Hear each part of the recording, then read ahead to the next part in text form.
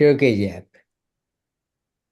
संसार सागर तारवा જીનવાણી છે નૌકા ભલી જ્ઞાની સુકા નિમળ્યા વિના નાવ પણ તારે નહીં.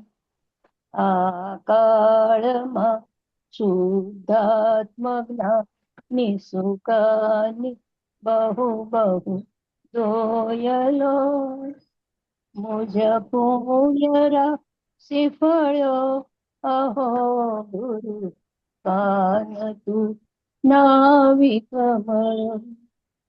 અહો ભક્ત ચિદાત્માના સિમંદર વિરકુંડના બાયાંતર વિભવો તારા તારે નાવ મુમુક્ષુના સદા દ્રષ્ટિ તારી વિમલ નિજ ચૈતન્ય નિરખે અને જ્ઞાપ્તિ માહી દરવ ગુણ પર્યાય વિલસે નિજા લંબી ભાવે પરિણતિ સ્વરૂપે જય બળે નિમિતો વ્યવહારો ગગન વિશે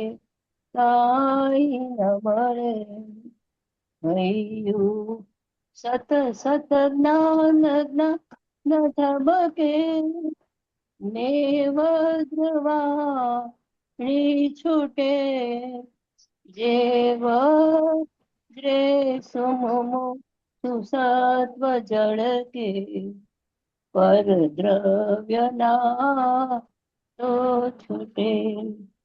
રાગ દ્વેષ સરુચે ન જમ નવળે ભાવેન્દ્રિમાં અંશમાં ટંકો કીડકમ જ્ઞાન મહિમા હૃદયે રહે સર્વદા.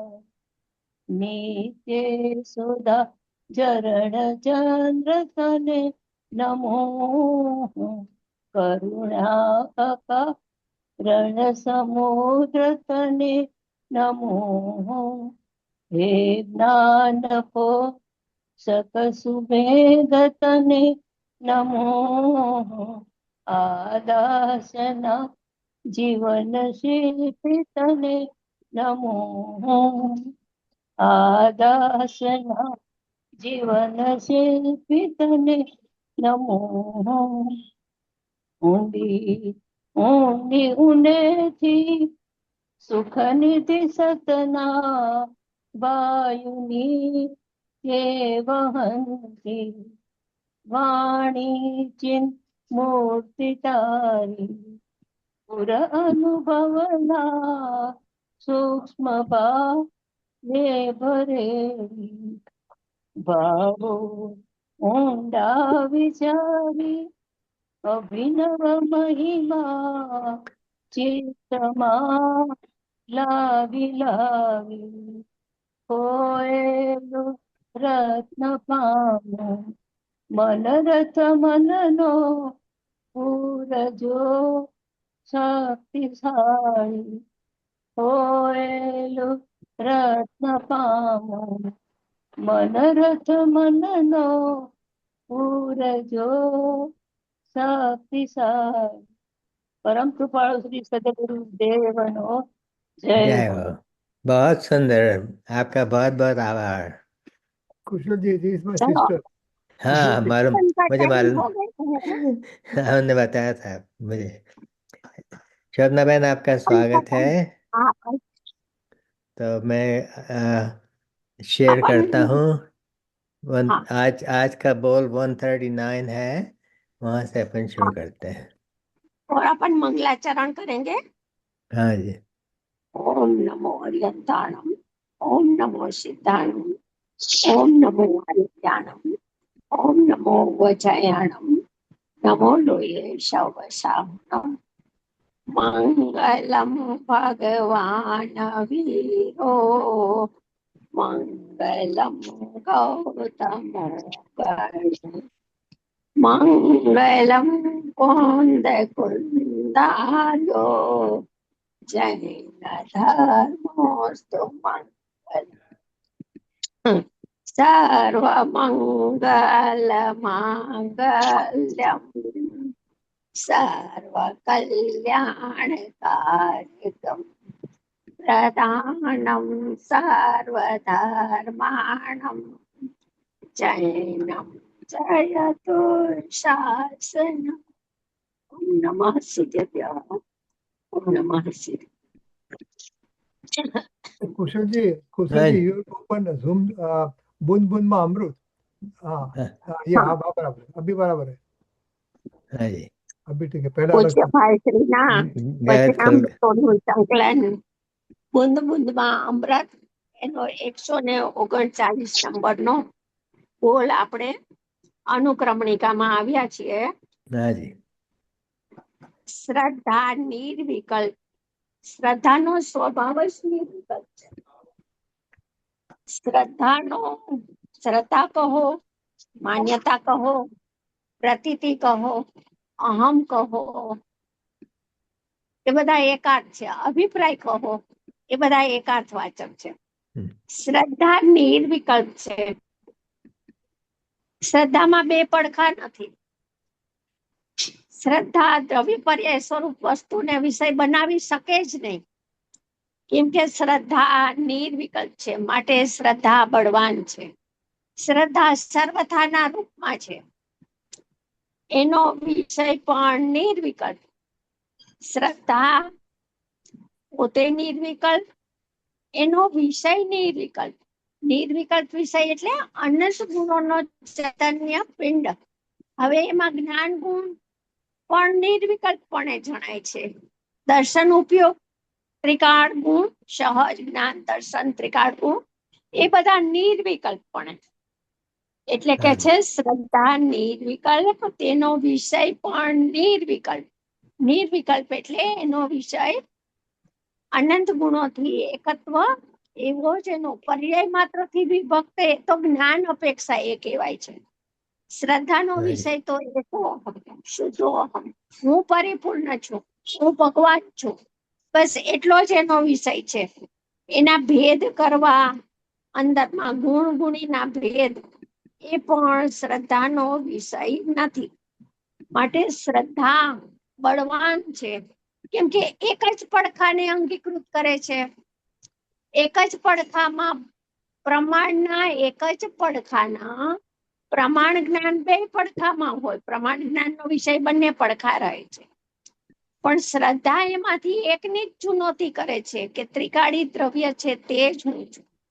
અનંત ગુણોથી અભેદ ચૈતન્ય સ્વભાવી આત્મા તે જ હું છું. એટલે શ્રદ્ધા નિર્વિકલ્પ એટલે બળવાન છે. બીજો એનો વિષય નથી, માટે શ્રદ્ધા 100% રૂપમાં સમર્પિત થાય છે. हाँ जी તેથી શ્રદ્ધા બળવાન છે. બળવાનનું કારણ આપ્યું, જ્ઞાન કમજોર છે અને શ્રદ્ધા બળવાન છે. શા માટે શ્રદ્ધા ચોથે પૂર્ણ થઈ જાય છે? કે આખા વિષયને શ્રદ્ધા પોતે પચાવી લે છે. શ્રદ્ધાના પ્રતીતિમાં આખો ભગવાન પરિપૂર્ણ છું એમ આવી જાય છે, પ્રતીતના સામર્થમાં. માટે શ્રદ્ધા બળવાન છે.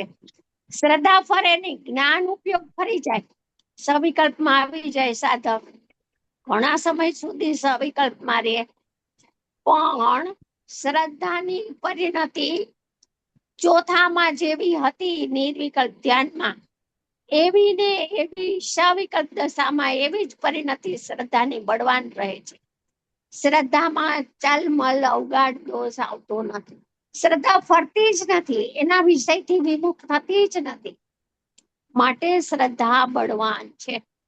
સિદ્ધ ભગવાન કેમ નીચે નથી આવતા સિદ્ધાલયમાંથી? કે શ્રદ્ધા ના બળે. જ્ઞાનીઓ વારંવાર નિર્વિકલ્પ કેવી રીતના થાય છે? તો કે શ્રદ્ધાના બળે. એ બધું બળ શ્રદ્ધાનું છે. પેલું એક આવે છે ને શાસ્ત્રમાં અષ્ટપાહુરમાં આવે છે કે ચારિત્ર ભઠ્ઠા સિજંતી, દર્શન ભઠ્ઠા ન સિજંતી. દર્શનથી જે ભ્રષ્ટ થયો એ તો મિથ્યા દ્રષ્ટિ છે, પણ ચારિત્રથી ભ્રષ્ટ થયો તો જ્ઞાની તો છે, શ્રદ્ધા તો એની સમ્યક છે. તો ચારિત્ર ભલે ગયું પણ શ્રદ્ધા સાચી છે, તો શ્રદ્ધાના જોરે, શ્રદ્ધાના બળે ફરી એને ચારિત્ર આવી જવાનું છે. પરંતુ જે શ્રદ્ધાથી ભ્રષ્ટ થયો અને મિથ્યા દર્શનમાં ફરી આવ્યો, એ સિજંતી, એ કોઈ રીતે માફ કરવાને લાયક નથી. એ તો ધર્મથી ભ્રષ્ટ થઈ ગયો, ધર્મના પરિણામથી વિમુખ થઈ ગયો. એટલે શ્રદ્ધા બળવાન છે. જ્યારે જ્ઞાન પોતે સ્વભાવથી સવિકલ્પ છે. શ્રદ્ધા એના નેચરથી સ્વભાવથી નિર્વિકલ્પ છે.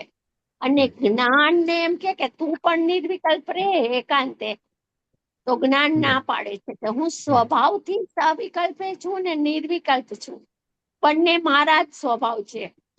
જો હું બંનેમાંથી એક પણ સ્વભાવને, એક પણ ધર્મને કાઢી નાખું તો મારું સ્વરૂપ રહેશે નહીં. એટલે છે જ્ઞાન પોતે સ્વભાવથી જ સવિકલ્પ છે.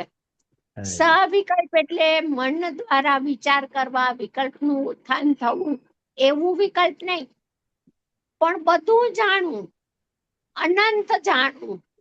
અનુભૂતિના સમયે ભાવશ્રુત જ્ઞાન અનંત ગુણો, અનંત ધર્મો, અનંત પર્યાયોમાં બધામાં ફરી વળે, બધામાં પહોંચી વળે, બધાને અક્રમે એક સમયમાં ગ્રાસીભૂત કરી લે, એક સમયમાં જાણી લે. એનું નામ જ્ઞાનનું સ્વાભાવિક સવિકલ્પણ. સમય ભેદ નથી, ક્રમ નથી. ભાવેન્દ્રિય ક્રમ પૂર્વક જાણે. આંખથી દેખે રૂપને ત્યારે કાનથી ન સાંભળે, કાનથી સાંભળે ત્યારે સ્પર્શથી સ્પર્શે નહીં, એમાં ક્રમ છે. અતિન્દ્રિય જ્ઞાન અક્રમિક છે, એક સમયમાં સંપૂર્ણ જાણે. એટલે કે છે સ્વભાવથી સવિકલ્પ છે. તેનો વિષય પણ સવિકલ્પ અને નિર્વિકલ્પ. સમ્યક એકાંત પણ એનો વિષય છે, સમ્યક અનેકાંત પણ એનો વિષય છે. બંને જ્ઞાનના બંને વિષય છે. જો એક પણ વિષય નીકળી જાય તો જ્ઞાન રહેતું નથી, ને જ્ઞાન ન રહે તો આત્મા ન રહે, તો કોઈ સ્વભાવ બનતો નથી. તો જેમ સ્વભાવ છે એમ જાણવાનો છે. શ્રદ્ધાનો નેચર સમજવાનો છે કે એક નિર્વિકલ્પ સ્વરૂપમાં જ હું પણ કરે છે, અને જ્ઞાનનો નેચર પણ ઉપાદેયપણે તો એટલાને જ હું પણ સ્વીકારે છે. પણ બીજો એક સ્વભાવ છે પ્લસ સવિકલ્પણું, કે ઈ એક સમયમાં અનંતને અક્રમે જાણી લે છે. એનું નામ સ્વાભાવિક સવિકલ્પણું. જો એ સમયે આનંદ આવ્યો નિર્વિકલ્પમાં અને જ્ઞાનનો સ્વભાવ સવિકલ્પ ન હોય તો જાણે કોણ? વેદન થયું એને જાણે કોણ? પ્રતીત થઈ એને જાણે કોણ? માટે જ્ઞાન સ્વભાવથી સવિકલ્પ છે. એનો વિષય સવિકલ્પ અને નિર્વિકલ્પ. એકાંતે નિર્વિકલ્પ નહીં, સર્વથા નિર્વિકલ્પણું પણ નહીં, સર્વથા સવિકલ્પણું પણ નહીં. કથનચિત નિર્વિકલ્પ ને કથનચિત સવિકલ્પ બંને એના સ્વભાવ છે. કોઈ અપેક્ષાથી નિર્વિકલ્પ છે, કોઈ અપેક્ષાથી સવિકલ્પ છે. બંને એક સાથે છે, એક સમયમાં છે.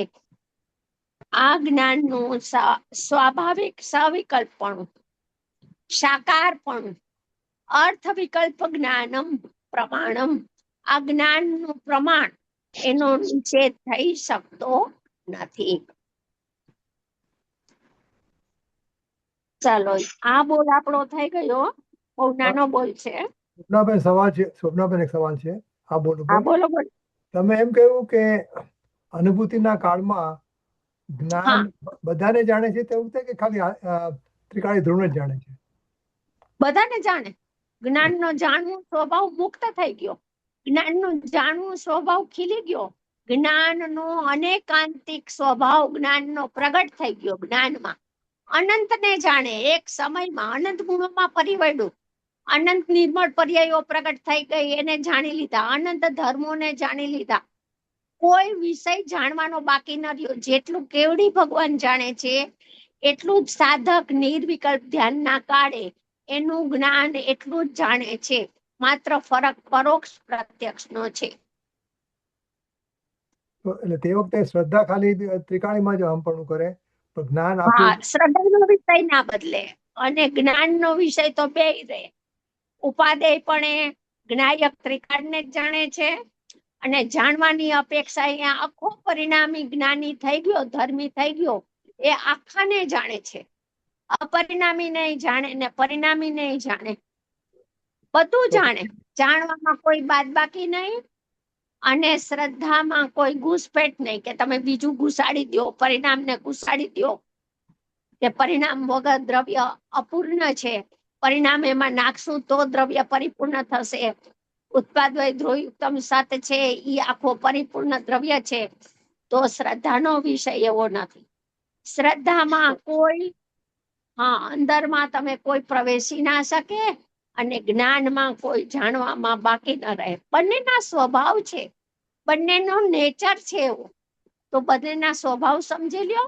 સ્વભાવ સમજી લેશો તો વિરોધ ટળી જશે અને જ્ઞાનમાં સાચી સમજણ ખીલશે. જ્ઞાનમાં સાચી સમજણ આવશે તો તત્વનો યથાર્થ નિર્ણય થશે અને નિર્ણય વાળો જીવ નિશંક થઈને અનુભવ કરશે. એટલે જેમ છે એમ સ્વરૂપ સમજવાનું છે.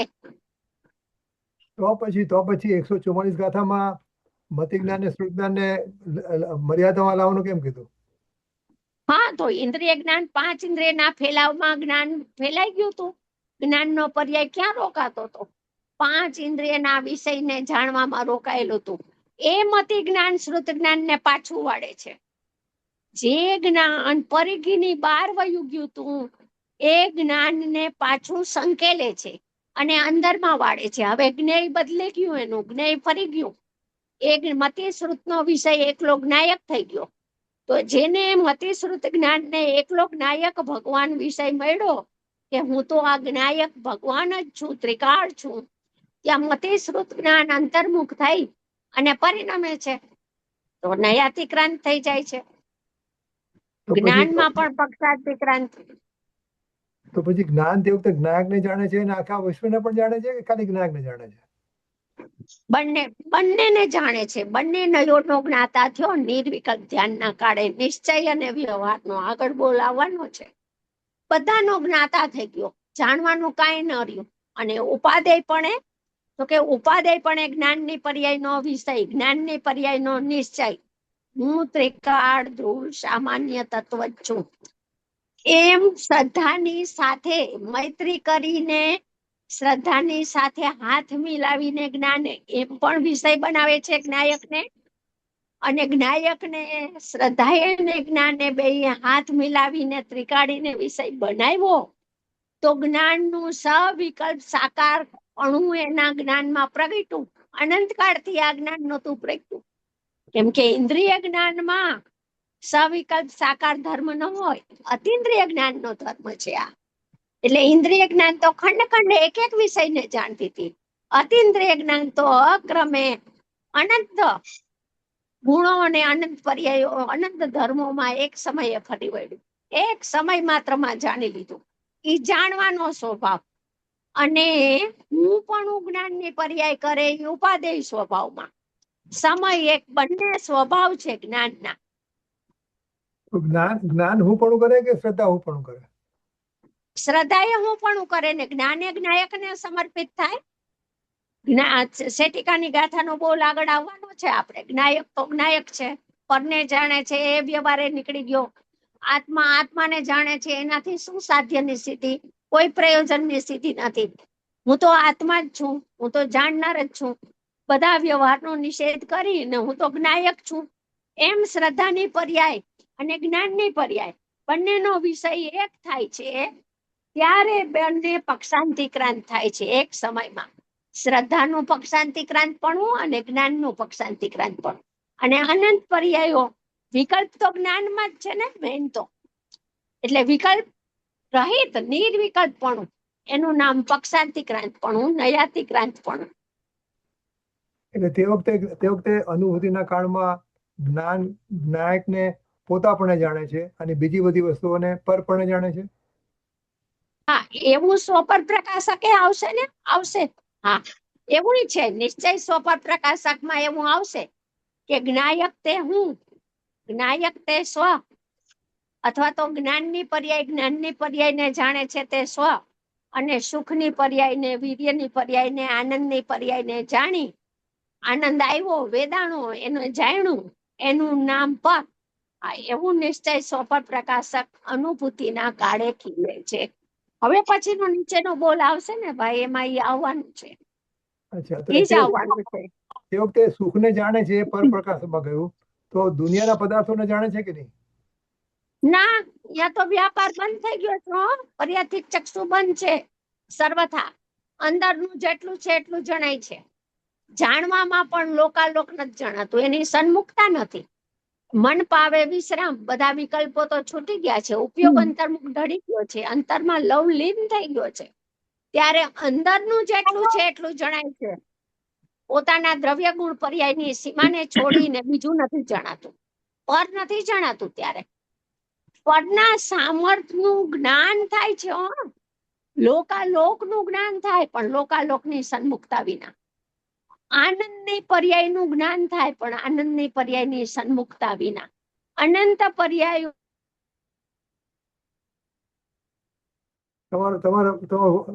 તમારો વર્ડ કાપીને ऑडियो बंद થઈ ગયો. आपका म्यूट हो गया, अनम्यूट करना आप. अभी चालू हुआ? हाँ, हाँ, चालू चलो. है, अब चालू हो गया.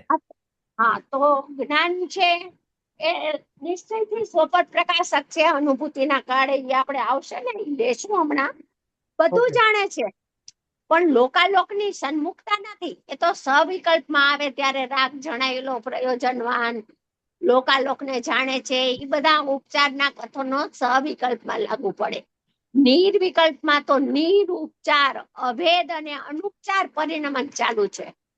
ત્યાં ક્યાં વ્યવહાર નહીં છે જીવતી, તો એનું પરિણમન હોય, એનો વિષય હોય, એનો વ્યાપાર તો અટકી ગયો છે. ઓકે, કોઈને સવાલ છે બીજું? 139 બોર્ડ ઉપર 139. હા.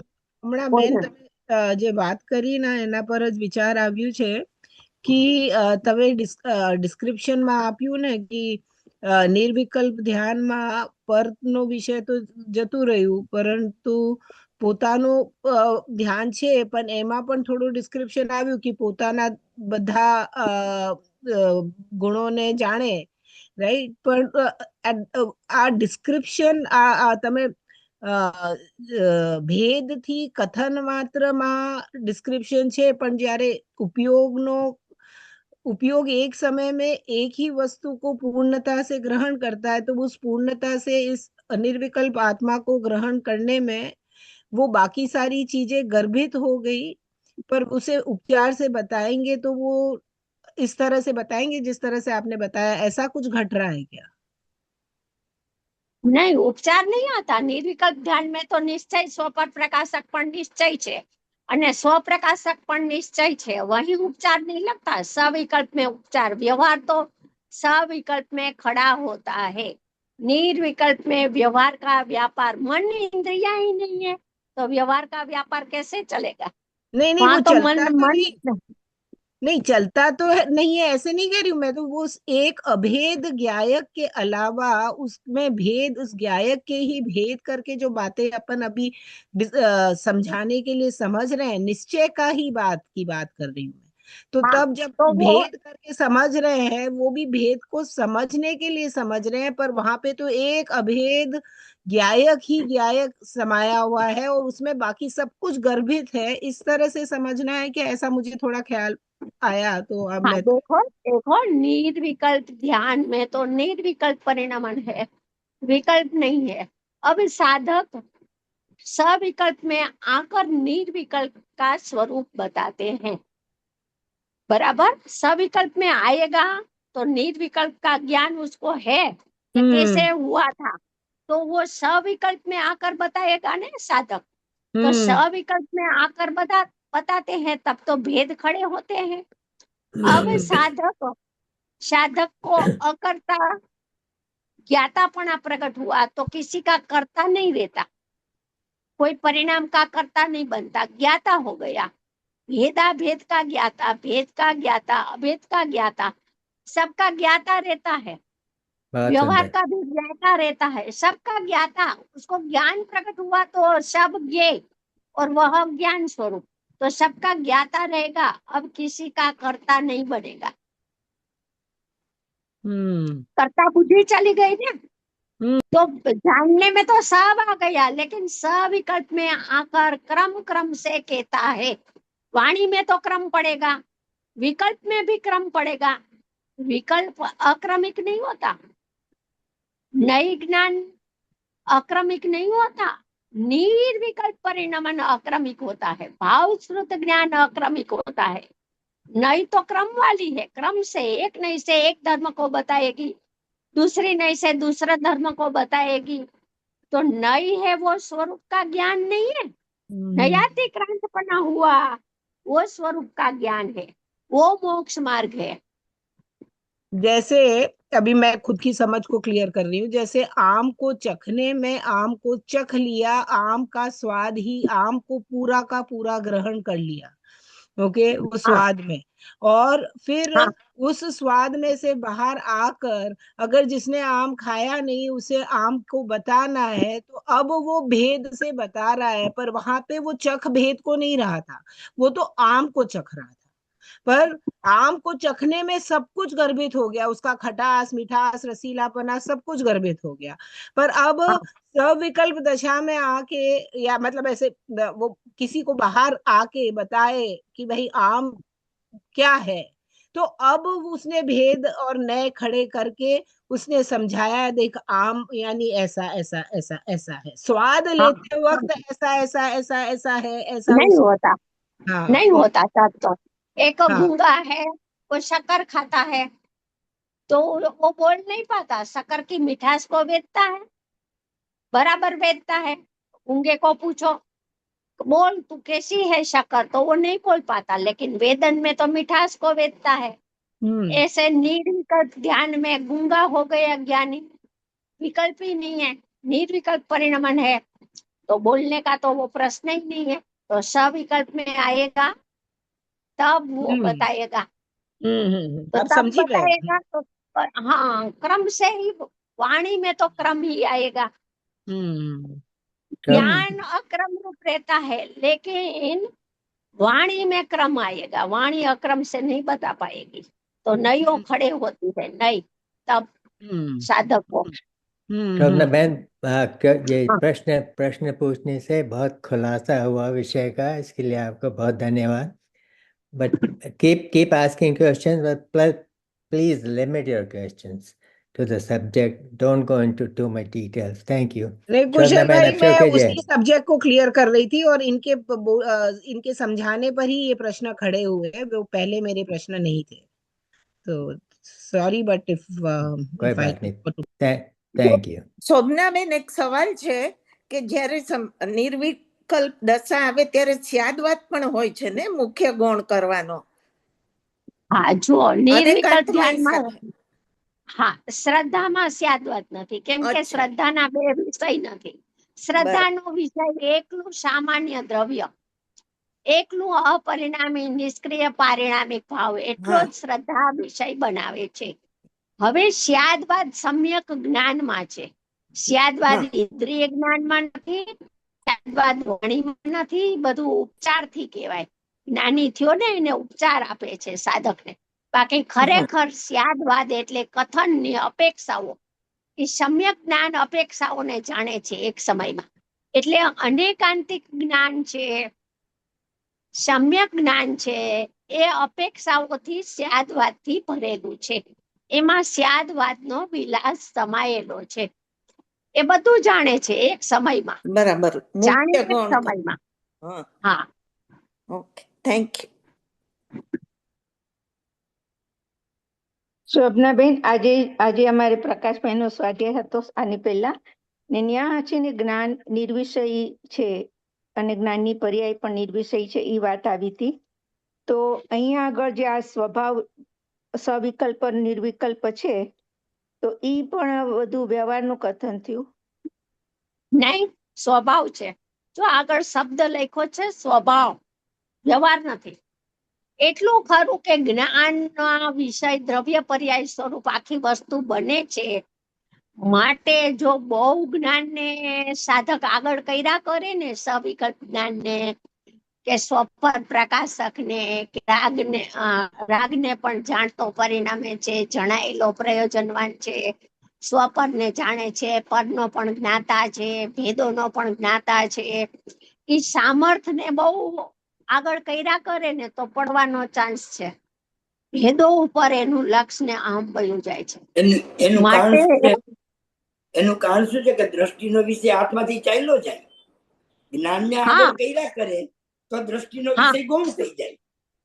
આ દ્રષ્ટિના વિષય ઉપરથી લક્ષ હટી ગયું ને પાછો એ પકડી ગયું. પરિણામી ઉપર લક્ષ આવી ગયું, પછી આનંદની પર્યાય ઉપાદેય થઈ ગઈ. બરાબર આનંદની છે. પર્યાય વેતનમાં આવી, એમાં ઓહો થઈ ગયું, આહા થઈ ગયું, એની બરાબર. અધિકતા આવી ગઈ. તો અધિકતા. પાછું તો પછી પાછો પડી જાય છે સાધક થયા પછી પણ.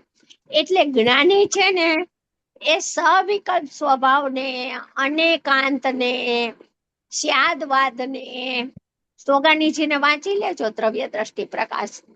જ્ઞાનની વાત આવે ને એટલી ઉપેક્ષા પૂર્વક જરાક વાત કરી દે, એકલી શ્રદ્ધાની વાતનો વિલાસ અને એની તીખી તમતમતી મધમતતી એમાં સ્થિર થવાની, એનો જ ઘૂંટાવ, એમાં જ ઉભા રહ્યો, એ જ હું છું એમ ઠરી જાવ, ડીમ થઈ જાવ, એની વાત જોજો.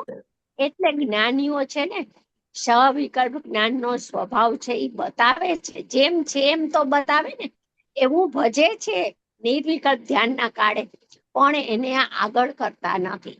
ફરી નિર્વિકલ્પ થવા માટે શું? તો કે ફરી નિર્વિકલ્પ થવા માટે જ્ઞાનની પર્યાયને પણ ઉપાદેય વિષય મળે ને શ્રદ્ધા પણ એના ઉપાદેય વિષયમાં અહમ કરે, ચારિત્ર પણ એમાં સ્થિરતા કરે, તો બધાનું પરિણમન ફરી શુદ્ધ ઉપયોગ પણ પરિણમે છે, ફરીને લીનતા થાય છે ચારિત્રમાં. જ્ઞાનમાં શુદ્ધ ઉપયોગમાં રમણતા ચારિત્રનું રૂપ છે, શુદ્ધ જ્ઞાનમાં પણ. એટલે જ્ઞાન પણ ઠરે છે, ઉપયોગ પણ સમયો વધે છે. અને શ્રદ્ધા તો ચોથે થઈ, શ્રદ્ધામાં કોઈ ભાગલા નથી પડતા. શ્રદ્ધા તો ચોથે એવી જ છે અને સવિકલ્પમાં એવી જ છે. નિર્વિકલ્પ સવિકલ્પ એના બે સ્વભાવ નથી શ્રદ્ધાના. એનો વિષય પરિણતિમાં અડીખમ છે, પણ નિર્વિકલ્પમાં શ્રદ્ધાનું વિશેષ પરિણમન છે. બાકી શ્રદ્ધામાં અવગાઢ ને પરમ અવગાઢ ને ઈ બધા આવે છે ને, ઈ જ્ઞાન અપેક્ષા એ છે શ્રદ્ધા. ગુરુદેવ કે છે આ વિષયને ખ્યાલમાં રાખજો કે સિદ્ધ અવસ્થા થતા ચલમલ અવગાઢ દોષ જાય છે. પછી ગુરુદેવ આ નયોનું મારા ખ્યાલથી પ્રવચન સારમાં કે ગુરુદેવનું મેં 2-3 જગ્યાએ સાંભળ્યું છે. એ બધું જ્ઞાન અપેક્ષા એ લેવાનું. શ્રદ્ધા તો ચોથે થઈ ગઈ ક્ષાઈ, બસ. હવે એમાં ચલમલ અવગાઢ દોષ નથી. ઉપસમ હોય તો પણ નહીં, સંયોગસમ હોય તો પણ નહીં. એ જરા છે ને એ ગણતરીમાં નથી. એ કેવળ જ્ઞાનનો વિષય છે. જરા ક્યાં ફરક છે, સેજ ઉણપ છે, એ કેવળ જ્ઞાનનો વિષય છે. બહુ સુંદર. તો શોભનાબેન, તો એમ થયું ને કે જો જ્ઞાન સ્વભાવથી નિર્વિષય છે અને જ્ઞાન સ્વભાવથી સવિકલ્પ નિર્વિકલ્પ છે, બે રીત છે. નિર્વિષય છે, જ્ઞાન નિર્વિષય છે, એ બીજી વાત છે. એ સ્વપર પ્રકાશક, સ્વપરનો પ્રતિભાસ થાય છે એવું જણાય છે. કોઈનું અવલંબન નથી જ્ઞાનને. એ જ્ઞાનની પર્યાયનું અહીંયા નિરપેક્ષપણું, સતપણું સિદ્ધ કરવું છે. અને બરાબર. અહીંયા તો સ્વભાવ બતાવે છે, શ્રદ્ધાની પર્યાયનો સ્વભાવ અને જ્ઞાનની પર્યાયનો સ્વભાવ, બેયનો અવલંબન ભૂત વિષય બતાવી અને પછી માત્ર જ્ઞાનનો વિષય અવલંબનભૂત જ છે ને પરિણામ નથી જણાતા, પરિણામ પરદ્રવ્ય જ રહે છે ને પરભાવ ને હેય જ રહે છે, તો જ્ઞાન કે છે એમ નથી. હું તો નિર્મળ પરિણતિને અનુભૂતિ કહીશ, નિર્મળ પરિણતિને આત્મા પણ કહીશ. અને નિર્મળ પરિણતિમાં વેદનમાં આવ્યો એટલો અમને આત્મા, પરિણામી પણ આત્મા ને અપરિણામી પણ આત્મા. જ્ઞાન પક્ષાતિક્રાંત થઈ ગયું તો બે નયોના વિષયને જાણે છે, અપરિણામી નહીં જાણે છે ને પરિણામી નહીં જાણે છે. તો પરિણામીમાં શું બાકી રહ્યું? જ્ઞેયનું પેટ કેટલું મોટું છે, જ્ઞેયનું પેટ કેટલું મોટું છે, દ્રવ્ય ગુણ પર્યાય અંદરનો બધો વિસ્તાર આવી ગયો. એટલે સવિકલ્પ એનો સ્વભાવ છે એ પણ ખ્યાલમાં રાખવા જેવું છે. નહીતર સોપર પ્રકાશકની નિશ્ચય સોપર પ્રકાશકની સિદ્ધિ નહીં થાય. આ નિર્વિકલ્પ ધ્યાનના કાળે જે પ્રગટ્યું એની વાત ચાલે છે. એમાં પક્ષ શું હોય, એમાં વિકલ્પ શું ખડા કરવાના હોય? જેમ છે એમ સ્વરૂપને સમજણ કરવાની છે. કોઈ મુખ્ય નથી, કોઈ ગુણ નથી, સવિકલ્પ સ્વભાવ બેયને જાણે છે. પર્યાયને હે નથી કેતું, સવિકલ્પ સ્વભાવ. જ્ઞાનની પર્યાયનો નિર્વિકલ્પ સ્વભાવ પર્યાયને હે કહે, અને એ જ સમયે જ્ઞાનની પર્યાયનો સ્વવિકલ્પ સ્વભાવ નિર્મળ અનુભૂતિની પર્યાયને આત્મા કહે. બોલો, સમય એક.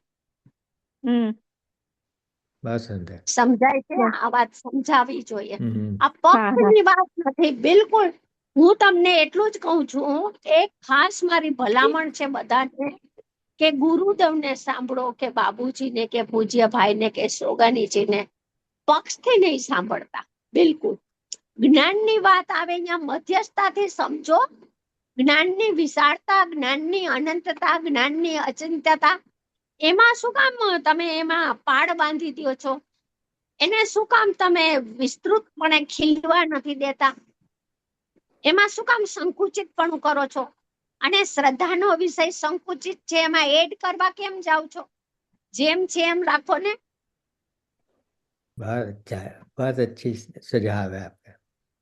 हाँ, वो पक्ष करके नहीं सुनो किसी का, द्रव्य का भी पक्ष करके नहीं सुनना है, श्रद्धा का विषय का पक्ष नहीं बनाना है, स्वभाव समझना है। तो वो एक पूज्य भाई श्री का है, एक पुस्तक है द्रव्य स्वभाव पर्याय स्वभाव, दोनों को समझने की बात है। तो दोनों को समझे तो नयातिक्रांत बना हुआ जीव को, बराबर। तो कहाँ पक्ष आया? स्वभाव અહીંયા સવિકલ્પ સ્વભાવ કે છે. સ્વભાવમાં તમે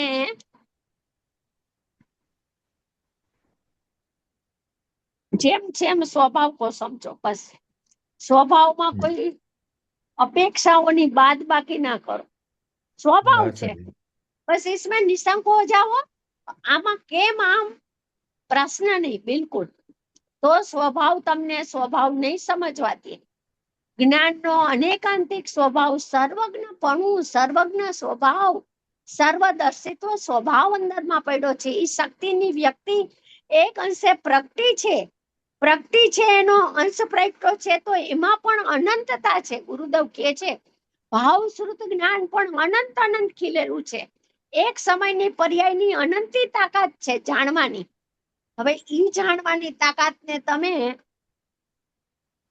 સમજો નહીં તો જ્ઞાનનું વૈભવ, જ્ઞાનનો સવિકલ્પ સ્વભાવ નહીં સમજાય તો શ્રદ્ધાની જેમ સંકુચિત માની બેસશો તો એવો સ્વભાવ નથી જ્ઞાનનો. આપણે 140 માં જઈએ, 140 માં જઈએ. ચલો આગળ જાશું. 140 નંબરનો બોલ. નિર્વિકલ્પ નિશ્ચય, નિર્વિકલ્પ વ્યવહાર, નિર્વિકલ્પ પ્રમાણ, બધું જ નિર્વિકલ્પતામાં પ્રગટે છે. કોણ કે છે? જેને ડૂબકી મારીને સ્વરૂપમાં અંદર આત્માનો વિલાસ અનુભવ્યો, વેદો જાણ્યો, ઈ એમ કે છે. જો વ્યવહાર વિકલ્પ વાળી નહીં નથી લીધી, નિર્વિકલ્પ નહીં. જો આ છે તો એક જ ભાવશ્રુત જ્ઞાનની પર્યાય. બોલે છે કોણ? જ્ઞાન બોલે. શ્રદ્ધા બોલે? નહીં. શ્રદ્ધા ના બોલે. શ્રદ્ધા તો હું પણ કરે પ્રતીતિ કરવા. શ્રદ્ધા આંતરી છે ને જ્ઞાન છે એ જાણતું છે. તો જાણે છે એ બોલે છે, શ્રદ્ધા નથી બોલતી. તો જ્ઞાન છે, ભાવશ્રુત જ્ઞાનની પર્યાયના જ આ ત્રણેય નામો છે. નિર્વિકલ્પ નિશ્ચય નહીં પણ ભાવશ્રુત જ્ઞાનની પર્યાય, નિર્વિકલ્પ વ્યવહાર પણ ભાવશ્રુત જ્ઞાનની પર્યાય, અને નિર્વિકલ્પ પ્રમાણ પણ ભાવશ્રુત જ્ઞાનની પર્યાય. આ બધું જ નિર્વિકલ્પતામાં પ્રગટે છે. તો પછી તમે ત્રણ નામ કેમ આપ્યા? એક જ ભાવશ્રુત જ્ઞાનની પર્યાય બોલવું હતું ને. તો કે ના, અમે વિષય ભેદે સમજાવવા માટે તમને અપેક્ષાઓ લગાવીને જ્ઞાનનું સ્વરૂપ સમજાવીએ છીએ. તો જ તમને જ્ઞાનનું સ્વરૂપ સમજાશે. સમજાય છે? આ વાત સમજાણી? ભાવશ્રુત જ્ઞાનની પર્યાય એક, એમાં ત્રણ વિવિક્ષા લાગી, અપેક્ષા લાગી. નિર્વિકલ્પ નિશ્ચય નહીં, નિર્વિકલ્પ વ્યવહાર નહીં, નિર્વિકલ્પ પ્રમાણ. ત્રણ આવ્યું ને નિર્વિકલ્પ ધ્યાનના કાળની વાતમાં. બરાબર. તો કેમ આવ્યું ત્રણ વિવિક્ષા? તો કે વિવિક્ષા એટલે ઊભી થઈ કે એના વિષય બતાવવા છે. ત્રણેયના વિષય અલગ અલગ છે. શોભનાબેન, એક વિષય ત્રણેયની વ્યાખ્યા હા. કરશો? કરું છું. હા કરું છું. હો, જો નિર્વિકલ્પ નિશ્ચય નહીં કે આપ નહીં છે ને, એ જ્ઞાનની પર્યાય જ છે. સમજો. એટલે જે જ્ઞાનની પર્યાય હું જ્ઞાયક ત્રિકાળી અપરિણામી નિષ્ક્રિય ભાવ છું, એવું અહમ, એવું શ્રદ્ધા. જ્ઞાનમાં પણ શ્રદ્ધાનું રૂપ છે. જ્ઞાન પણ શ્રદ્ધા કરે છે. જ્ઞાનમાં પણ પ્રતીતિ આવે છે. પ્રતીતિ આવે, છ દ્રવ્યના સ્વરૂપ જેવું છે એવી પ્રતીતિ આવે, લોકાલોકનું સ્વરૂપ જેવું છે એવી પ્રતીત આવે, બધી પ્રતીત આવે. એમ હું જ્ઞાયક છું એવી પણ જ્ઞાનમાં પ્રતીત આવે છે. જ્ઞાન પ્રધાન પ્રતીત કહેવાય. તો ઈ નિર્વિકલ્પ નિશ્ચય નહીં, એકલા ત્રિકાળીને જ વિષય બનાવીને પરિણમી. સામાન્ય વિશેષમાંથી વિશેષને છોડી દીધું. આલંબન માત્ર ત્રિકાળીનું. જેનું દર્શન છે, જેનું આલંબન છે, એને જ વિષય બનાવ્યો છે. પર્યાથિક ચક્ષુ અહીંયા સર્વથા બંધ છે. આ જ્ઞાનની પર્યાયનો સ્વપ્રકાશક સ્વભાવ પણ કહેવાય, બીજી અપેક્ષા. અને એને નિર્વિકલ્પ નિશ્ચય એટલે શું? કે આ પરમ શુદ્ધ નિશ્ચય નહીં છે, જેનો વિષય માત્ર ત્રિકાળી જ્ઞાયક ભગવાન આત્મા જ છે. જે જ્ઞાનની પર્યાય ત્રિકાળી જ્ઞાયક ભગવાનને હું પણ સ્વીકારીને અનન્ય થઈને પરિણમી, એનું નામ નિર્વિકલ્પ નિશ્ચય નહીં. બરાબર? હવે એ જ સમયે એ જ જ્ઞાનની પર્યાયને નિર્વિકલ્પ વ્યવહાર કીધો. પર્યાય એક જ હો, સમય એક. પર્યાય નથી બદલવાની, સમય પણ નથી બદલવાનો. અને આ બીજો ધર્મ સમજો. એટલે તો મેં કીધું કે ભાવશ્રુત જ્ઞાનનું પેટ કેટલું મોટું છે એ સમજવા જેવું છે. નહીતર જ્ઞાન નહીં સમજાય.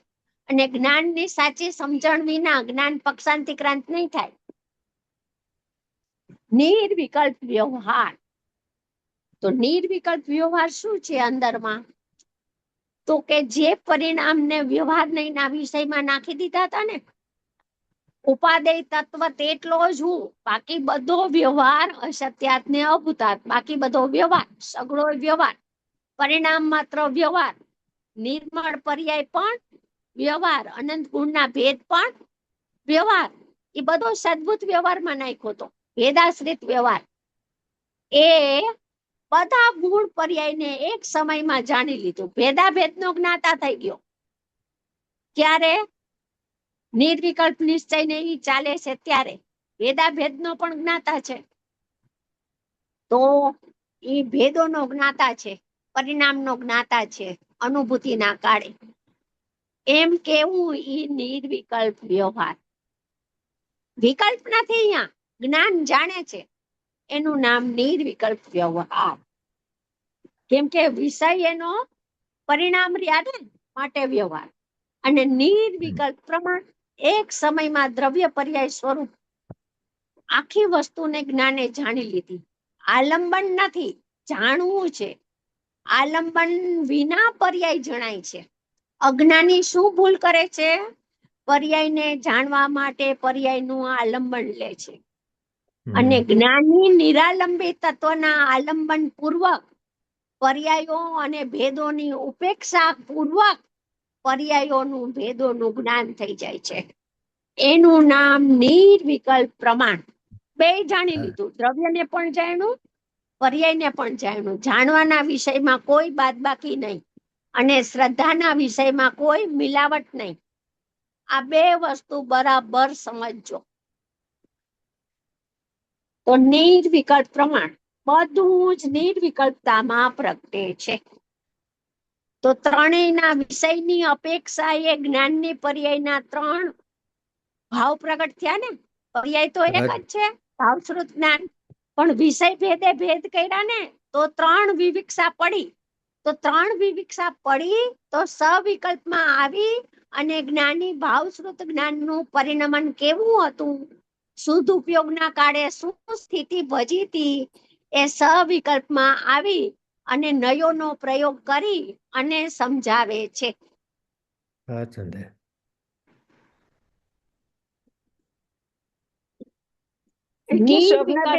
શોભનાબેન, નિર્વિકલ્પ જે વ્યવહાર છે એમાં જે આનંદની પર્યાયનું જ્ઞાન થાય છે કે અનંત ગુણોનું જ્ઞાન થાય છે, એ બધું ભેદપૂર્વકનું જે છે એ બધું વ્યવહારમાં આવ્યું, બરાબર? એને નિર્વિકલ્પ વ્યવહાર કહેવાય. હા, જો ગુરુદેવ છે ને, હું તમને ઈ પેલા એક વખત કીધું હતું ને આજે ફરીથી કહું છું. પૂજ્ય ભાઈ શ્રી, હું છે ને પરીક્ષક છું પહેલેથી જ. એટલે ખબર નહીં મારી પહેલેથી જ એવી કે બધા જ્ઞાનીઓ કઈ રીતે કથન શૈલીમાં વાત કરે છે ને, તો એને હું બરાબર ગ્રહણ કરું. તો ગુરુદેવ છે ને એ દ્રવ્ય સંગ્રહની 47 ગાથાના આધારે વાત કરે. એ આપણે રસિકભાઈ ને આખી વ્યાખ્યા યાદ છે.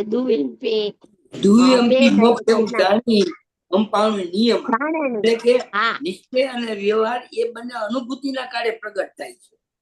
હા, હવે ગુરુદેવ શ્રી છે ને એ અહીંયા છે ને અબુદ્ધિપૂર્વક નો વ્યવહાર લે છે. રાગ, ગુરુદેવ રાગ નો પણ જ્ઞાતા છે. અને પૂજ્યભાઈ શ્રી છે ને, મેં તો આટલું સાનિધ્ય ને આટલી વિડીયો કેસેટ બધું સાંભળ્યું. પૂજ્યભાઈ શ્રી નિર્મળ પરિણામ ને વ્યવહાર કે અંદરમાં ડૂબી ગયો છે, ત્યાં અબુદ્ધિપૂર્વક ને ક્યાં યાદ કરો છો? તમે ગ્લાસ પાણીનો ભરેલો છે તો તમે અડધો ગ્લાસ પાણીથી ભરેલો છે, અડધો ખાલી છે, તો તમે ભરેલા ગ્લાસ ને જુઓ છો કે ખાલી ને જુઓ છો? અમે તો ભરેલું તત્વ જોઈએ છે નિર્વિકલ્પના કાળે. કેટલું ખાલી છે એ તો સવિકલ્પમાં આવીને જણાયેલો પ્રયોજનવાન દેખાશે. એટલે પૂજ્ય ભાઈ શ્રી નિર્મળ પર્યાય જ લે, અંદરનો જ વ્યવહાર, બહારનો રાગ તો વાત કરે જ નહીં. અને ગુરુદેવ શ્રી રાગ લે. એટલે આવું છે ને, તમે પણ આવું જ્ઞાની ના બધા જ્ઞાની છે એ આગમ પદ્ધતિથી વાત કરે છે. ગુરુદેવ પૂજ્ય ભાઈ શ્રી અધ્યાત્મનો નિશ્ચય વ્યવહાર લે છે. આપણે થોડું આપણી બુદ્ધિથી ઉકેલ કરતા શીખવું પડશે. બધું જ્ઞાની ઉપર નિર્ભર ન રહ્યો. હું એમ કઉ છું બીજાએ આમ કીધું ને ત્રીજાએ આમ કીધું એમ નહીં. તમે શું નક્કી કરો છો તમારા જ્ઞાન દ્વારા? કેમ પોતાના જ્ઞાનને આગળ નથી કરતા? પોતાના જ્ઞાનનો કેમ વિશ્વાસ નથી બિલકુલ? પોતાના આત્માને કેમ આગળ નથી થતો? નહીં, એ લાઈન ખોટી છે, બિલકુલ ખોટી છે. જ્ઞાન સ્વભાવનો વિશ્વાસ, પોતાનો વિશ્વાસ, પોતાને ઉર્ધ્વ રાખીને સાંભળો ને કે આવું વસ્તુ મારામાં ભર્યો છે, આવો સ્વભાવ, તો તમને મહિમા આવશે ને. મહિમા કેમ નથી આવતી? કારણ એ છે કે પોતાનું સ્વરૂપ જ નથી દેખાતું. કેવળ વાણીનો વિષય બનાવી લેવો છે. પણ જ્ઞાનમાં આ વાત ઉર્ધ્વ થવી જોઈએ કે હું આવો છું, એમ સંસ્કાર પડવા જોઈએ, એમ નિશંકતા આવવી જોઈએ. સાંભળતી વખતે પણ પોતાની આરાધના થવી જોઈએ.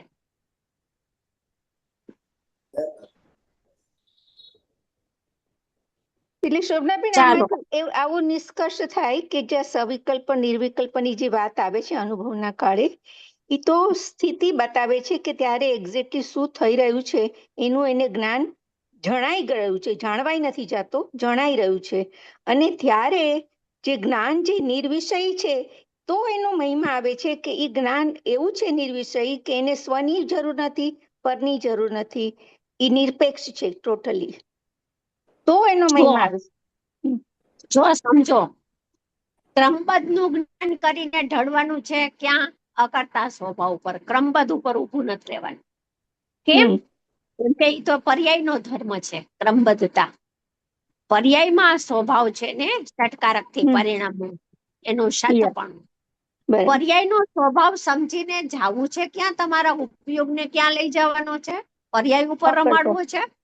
તો પર્યાય ને નિર્વિષય પર્યાય સત છે ને એનો વિષય નથી, સમજ્યા કરો. એ પર્યાય નિર્વિષય સમજી જેને પર્યાયનો દાતા દ્રવ્ય પણ નથી, હું પર્યાયને કરતોય નથી અને પર્યાયને કરાવતોય નથી ને પરિણામને અનુમોદક પણ નથી, એવો હું નિરપેક્ષ જ્ઞાયક તત્વ છું. એમ પરિણામનું સતપણું સ્વીકારીને એને જ્ઞાયકનું બળ આવવું જોઈએ, જ્ઞાયક નિરપેક્ષ દેખાવો જોઈએ. એને બદલે એને પર્યાયનું નિર્વિષયપણું દેખાય છે, પર્યાય ઉપર ઉભો છે, એને પર્યાયનું નિર્વિષયપણું નહીં દેખાય. પર્યાયના ક્રમબદ્ધપણાને જુએ છે ને ક્રમબદ્ધનો નિર્ણય નહીં થાય. આ બધા સાધનો તો અકર્તા જ્ઞાયક ઉપર ઢળવા માટેના હતા, અકર્તા જ્ઞાયકનો વિશ્વાસ કરવા માટેના હતા. એ દ્રવ્ય સ્વભાવ સુધી તો એની પહોંચે નથી, ત્યાં સુધી તો એની નજરે નથી જતી અને પર્યાય ધર્મને જોવા અટકી ગયો છે. એનું ફળ કાંઈ નહીં મળે. તો પછી એમ થયું ને કે જ્ઞાનની પર્યાય જે નિર્વિષય છે એ જ્ઞાનની પર્યાય કોની છે? એ જ્ઞાન છે, એ જ્ઞાન તે મારું, તે હું જ્ઞાયક એમ લઈ લેવું. જો એમ પણ આવે છે શાસ્ત્રમાં, ઈ ઉપાયાંતર છે. સોગાનીજીને વાંચશો તો દ્રષ્ટિની ખુમારી રહેશે, અને ગુરુદેવને વાંચશો સાંભળશો તો ચારે અનુયોગનો સ્પષ્ટીકરણ આવશે અને પર્યાયના ષટકારક અને ભગવાન આત્માથી તો એનું પ્રવચન શરૂ થાય ને ભગવાન આત્માથી પૂર્ણતા થાય. એનો દ્રષ્ટિનો વિષય ને અનુભૂતિ કેમ થાય એનું વચન. બરાબર? એટલે દરેક જ્ઞાનીની શૈલી અલગ અલગ હોય છે. મેં પેલાય કીધું હતું. એટલે તમારે ગાથા કઈ છે, શાસ્ત્ર કયું છે, અધિકાર કયો છે, કઈ નહીનું કથન છે, મતાર્થ સિદ્ધ કરવો છે કે ભાવાર્થ સિદ્ધ કરવો છે કે અહીંયા શબ્દાર્થ સિદ્ધ કરવો છે, બધે લગાડવું પડશે. અહીંયા જ્ઞાનની પર્યાયનો નિશ્ચય સિદ્ધ કરીને નિર્વિષયપણું સિદ્ધ કરીને શું કેવું છે? જ્ઞાનની પર્યાયની સતની પરાકાષ્ઠા. ટૂંકમાં સાંભળીને આપનો કહેવાનો અર્થ એમ છે કે પરીક્ષા પ્રધાન બનવાનું છે. પરીક્ષા પ્રધાન થવું અને જ્ઞાયક ઉપર આવવું નહીં. ખાલી પર્યાય સત છે એનો હેતુ શું હતો? પર્યાય સતપણું કરીને પર્યાયની નિરપેક્ષતા બતાવીને આત્માને સર્વ પ્રકારે અકર્તા, હું ચારે બાજુથી અકર્તા છું, સર્વથા અકર્તા છું એમ દ્રષ્ટિમાં આવવું જોઈએ. અને જેને અકર્તા દ્રષ્ટિમાં આવે છે એને પર્યાય સત સમજાય છે, એને પર્યાયનું સતપણું નિરપેક્ષપણું જ્ઞાનમાં આવે છે. બરાબર બરાબર શોભનાબેન. એટલે છે ને, જો પર્યાય પરાણે પણે તો છે અને પર્યાય નિર્વિષય હોય કે ન હોય, મારે શું છે, હું પોતે જ નિર્વિષય છું. પર્યાય નિર્વિષય છે એમ સમજો ને, સમજો કે પર્યાય પણ મેરે કો પર્યાય કા ક્યાં કામ હે? પર્યાય મારા આશ્રય નથી, જ્ઞાનનું પરિણામ મારા આશ્રય નથી. હું એટલો નિરપેક્ષ અને નિરાલંબી તત્વ છું કે, અને પર્યાય પણ એટલી નિરાલંબી પોતે સત છે માટે કે મારો આશ્રય કરે તોય નિર્વિકલ્પ થાય એમ નથી. પર્યાયનું સતપણું છે. જ્યારે નિર્વિષય થશે, નિર્વિકલ્પ થશે, ત્યારે એ પર્યાયનું ક્રમબદ્ધનો સ્વકાળ હશે ત્યારે થશે, ત્યારે એને દ્રવ્યના આશ્રય થઈ દ્રવ્ય ઉપર લક્ષ્ય હતું એવો એનો વ્યવહાર, એવો એનો આરોપ, એવો એને ઉપચારનું કથન લાગવું પડશે. અણુપચાર પ્રગટે એને ઉપચાર અને વ્યવહાર લાગવું પડે. અણુપચારમાં આવ્યો નથી અને અપેક્ષાઓને લગાવે, સ્યાદવાદને આગળ કરે, અનેકાંતને આગળ કરે, સામર્થને આગળ કરે, ભેદોને આગળ કરે, એને આખો અભેદ જ્ઞાયક પરમાત્મા સમયે સમયે છૂટે છે. એને બિલકુલ એની કિંમત નથી લાગતી જ્ઞાયકની. તો આ બધામાં જ્ઞાન રોકાઈ ગયું સમજવામાં. પણ એ બધાને સમજીને તાત્પર્ય શું કાઢવાનું હતું, ભાવાર્થ શું કાઢવાનું હતો, ઈ તો ક્યાંય ઈ તો આવ્યું જ નહીં. જ્ઞાન તો અટવાઈ ગયું બધાને સમજવામાં. એવો તો અનંત કાળ વયો ગયો. એટલે પર્યાયનું સાતપણું સમજાવ્યું તો જ્ઞાનને નિર્વિષય સમજાવવું છે. પર્યાય નિર્વિષય ને જ્ઞાન પણ નિર્વિષય. જ્ઞાન પર્યાયને વિષય કરતું જ નથી. બરાબર. જ્ઞાન પર્યાયનું, જ્ઞાનની પર્યાય અવલંબન લે એ વિજ્ઞાનની પર્યાય નથી, અને આત્મા જ્ઞાનની પર્યાયને અવલંબન દે એવો આત્માનો ત્રિકાળ સ્વભાવ નથી. એમ સમજીને હું તો નિતાંત નિરપેક્ષ ચારે બાજુથી નિરાલંબિત તત્વ છું, એવો હું નિષ્ક્રિય પરમાત્મા છું. એમ પરમાત્માનું બળ આવે અંદરથી તો જ પર્યાયની ઉપેક્ષા ને પર્યાય પ્રત્યેની પ્રીતિ અને પ્રેમ તૂટશે. ત્યાં સુધી પર્યાયની રુચિ નહીં છૂટે, ત્યાં સુધી જ્ઞાયકની રુચિ અને પ્રતીતિ ને પ્રેમ ના આવે. બહુ સુંદર. ચાલો, આ આપણો બોલ છે ને, હજી લઈ લઈએ. એટલે આ બધું નિર્વિકલ્પતાના પ્રગટે છે. પણ વિષય ભેદે ભેદ પડી ગયા. જ્ઞાનની પર્યાયના નામ 3 થયા. નિર્વિકલ્પ નિશ્ચય કીધું, નિર્વિકલ્પ વ્યવહારે કીધું, નિર્વિકલ્પ પ્રમાણ. એ વિષય ભેદે કીધું છે. બાકી તો એક અખંડ ભાવશ્રુત જ્ઞાનની પર્યાય છે. એમાં આ બધું સમાયેલું છે. બરાબર છે. નિર્વિકલ્પ નિશ્ચય એટલે સ્વપ્રકાશક. બરાબર. હાજી. નિર્વિકલ્પ વ્યવહાર. જો નિર્વિકલ્પ વ્યવહાર છે ને, એ સમજવા જેવો છે. બહુ સરસ. નિર્વિકલ્પ વ્યવહાર બરાબર કથનચિત નિશ્ચય સ્વપર પ્રકાશક. જો નિશ્ચય આગળ શબ્દ છે, ખાલી સ્વપર પ્રકાશક નથી કીધું. કથનચિત નિશ્ચય સ્વપર પ્રકાશક, જેનાથી અજ્ઞાની જીવો બિલકુલ અજાણ છે. એકલા વ્યવહાર સ્વપર પ્રકાશક ને જ બધા આગળ કરે. સર્વજ્ઞની સિદ્ધિ કરે, સામર્થની સિદ્ધિ કરે. સ્વપર પ્રકાશક જ્ઞાનનો સ્વભાવ છે. પણ સ્વને જાણ્યા વિના સ્વ તો આવ્યો નહીં ક્યાંય. અહીંયા કે છે કથનચિત નિશ્ચય સ્વપર પ્રકાશક, એટલે અંદરનું નિર્વિકલ્પ સ્વપર પ્રકાશક. જ્ઞાનને જાણ્યું ને બાકી અનંતી પર્યાયોને જ્ઞેયપણે જાણી, એનું નામ કથનચિત નિશ્ચય સ્વપર પ્રકાશક. કથનચિત વ્યવહાર સ્વપર પ્રકાશક, નિર્વિકલ્પ પ્રમાણ. કથનચિત વ્યવહાર સ્વપર પ્રકાશક. એમાં નિર્વિકલ્પ પ્રમાણમાં જે અબુદ્ધિપૂર્વકનો રાગ છે ને, નિર્વિકલ્પ ધ્યાનના કાળે બુદ્ધિપૂર્વક ના હોય, અબુદ્ધિપૂર્વક હોય. હવે સાધક અબુદ્ધિપૂર્વકનું જ્ઞાન કરાવે ને સવિકલ્પમાં આવીને, તો એનું નામ કથનચિત વ્યવહાર સ્વપર પ્રકાશક.